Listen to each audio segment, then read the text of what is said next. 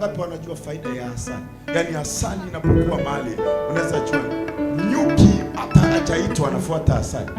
Vipepeo wanafuata asali. Maana yake unapolamba maisha yako yanakuwa na mvuto katika ulimwengu wa roho. Ngoja nikwambie, katika ulimwengu wa roho tumepata nguvu ya kubadilisha chochote. Asali utakapolamba, kuna watu walikukataa, waliondolewa na wachawi, lakini walikuwa ni watu wa maana kwa maisha yako. Unanielewa? Kuna biashara zilifutwa kwa maisha yako. The moment tu zile biashara zitaanza kuwa attracted.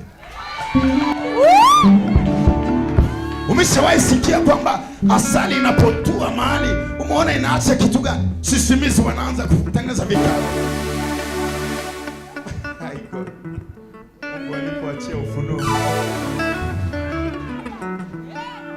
Haleluya. Maisha ya watu wengine wamepigwa kibali. Unaenda kila mahali unakataliwa, hata hujui sababu nini.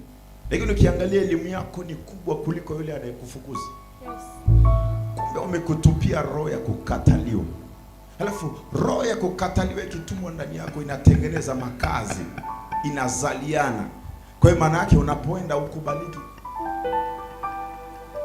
Hiyo roho asali na yayusha. Baada hapo wanaanza kukufuata nyuma kama nyuki, kama sisimizi.